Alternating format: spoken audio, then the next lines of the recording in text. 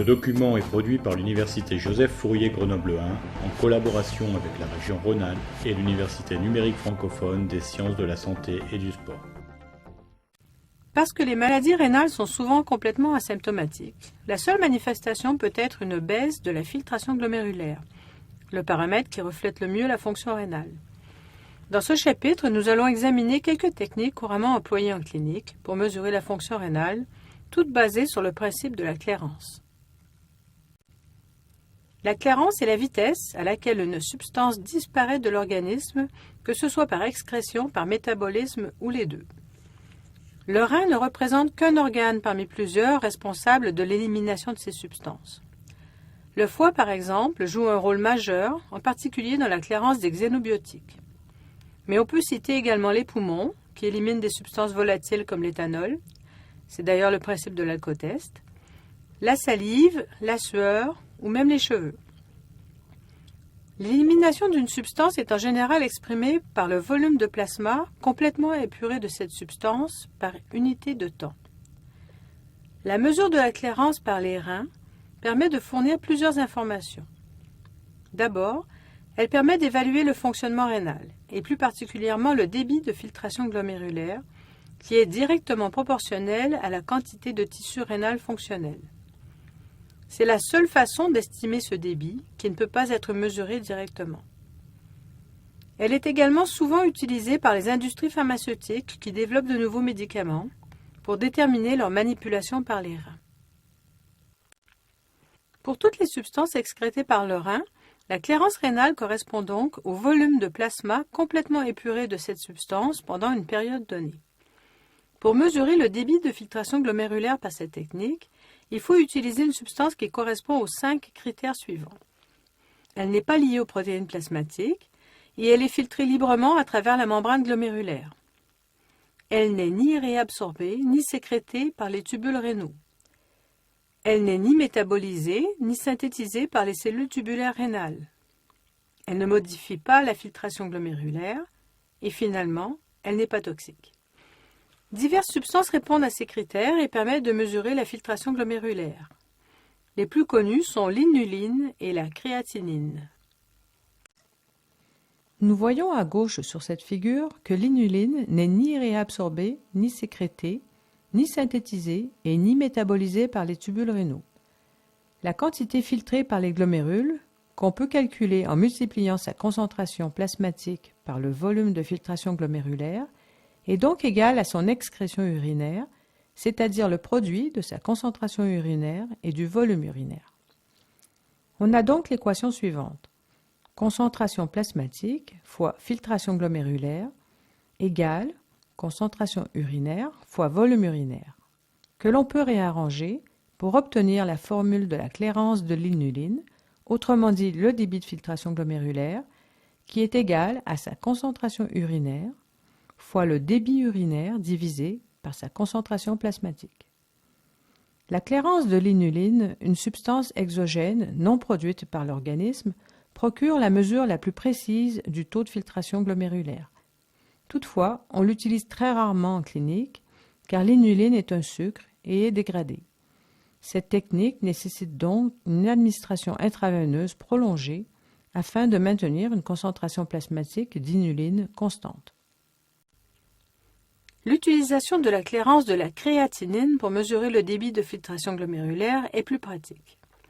C'est une substance endogène produite par le métabolisme de la créatine dans les muscles squelettiques. Donc la mesure de sa clairance ne nécessite pas d'administration intraveineuse.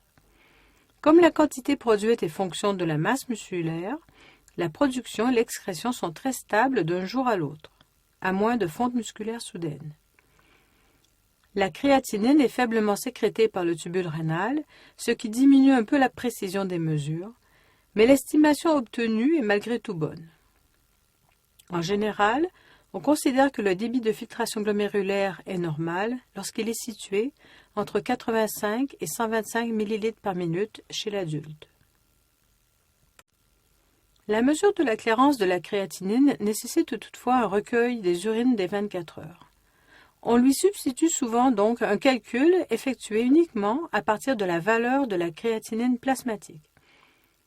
La formule de Cockcroft permet d'estimer la clairance de la créatinine et donc le débit de filtration glomérulaire en estimant le débit d'extraction urinaire de la créatinine. Le produit, concentration urinaire de créatinine, fois le débit urinaire. Et ce, à partir de 3 paramètres qui ont une influence significative sur ce dernier, à savoir l'âge, le poids corporel en kilos et le sexe. Cette formule a l'avantage essentiel de ne pas nécessiter de recueil urinaire et elle a été validée dans un grand nombre de circonstances cliniques. Ainsi, la valeur inférieure à 80 ml par minute chez l'homme est prédictive d'une insuffisance rénale avec une grande sensibilité.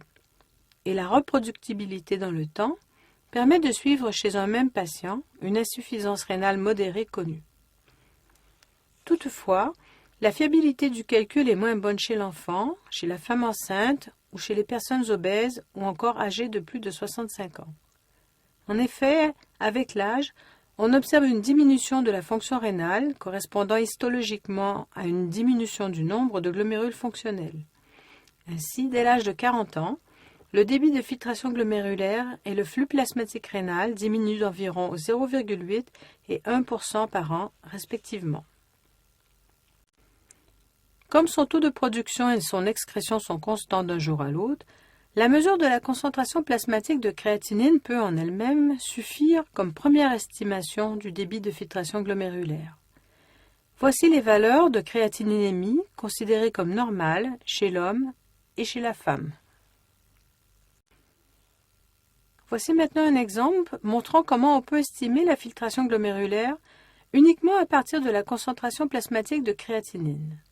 Ce patient est un jeune homme de 25 ans qui a une concentration plasmatique stable de créatinine de 180 micromoles par litre d'un jour à l'autre, soit le double de la normale de 90 micromoles par litre. Ceci reflète une filtration glomérulaire diminuée de moitié, car l'excrétion urinaire de créatinine est constante, comme le montre le tableau. Il existe donc une relation inverse entre la filtration glomérulaire et la valeur de la créatinine plasmatique. Cette courbe montre également très bien la relation inverse entre le débit de filtration glomérulaire et la créatininémie. La bonne corrélation entre les deux paramètres fait que le dosage de la créatinine plasmatique constitue le mode d'évaluation le plus répandu de la fonction rénale. Avec un petit bémol toutefois, car contrairement à l'inuline, la créatininémie n'est pas uniquement le reflet de l'excrétion rénale par la filtration glomérulaire, mais également de l'absorption digestive et du métabolisme de la créatinine. Elle peut donc être augmentée en cas de consommation importante de viande ou d'exercice intense. On peut déterminer expérimentalement comment le rein manipule une substance simplement en comparant sa clairance à celle de l'inuline. C'est ce que font les industries pharmaceutiques lors du développement de nouveaux médicaments. Si la clairance d'une substance X est supérieure à celle de l'inuline, alors cette substance est filtrée librement et sécrétée. Si sa clairance est inférieure à celle de l'inuline, l'interprétation dépendra de la taille et de la qualité de la filtration de la molécule. Pour une petite molécule facilement filtrée, sa faible clairance par rapport à celle de l'inuline indiquera qu'elle est réabsorbée. Pour une grosse molécule, et encore plus si celle-ci porte des charges négatives, une faible clairance pourra simplement refléter une filtration incomplète. Voici un dernier exemple d'utilisation de la technique de la clairance, cette fois-ci pour mesurer le débit plasmatique rénal. Pour cela, il faut utiliser une substance qui est filtrée puis entièrement sécrétée par le tubule rénal.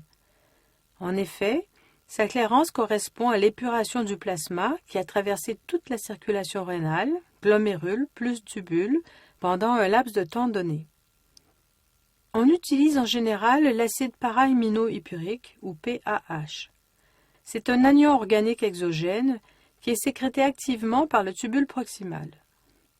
Lorsqu'il est administré à faible concentration, presque tout le pH qui n'est pas filtré est sécrété par les tubules en un seul passage à travers le rein.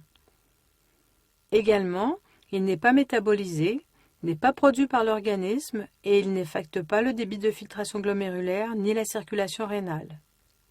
Même si une petite portion n'est pas sécrétée, la clairance du pH reste une bonne estimation du débit plasmatique rénal. On peut calculer le débit sanguin rénal à partir de la clairance du pH. Pour ce faire, nous ne pourrons à ce moment-là utiliser la même formule que celle que nous avions employée pour calculer le volume sanguin à partir du volume plasmatique et de l'hématocrite.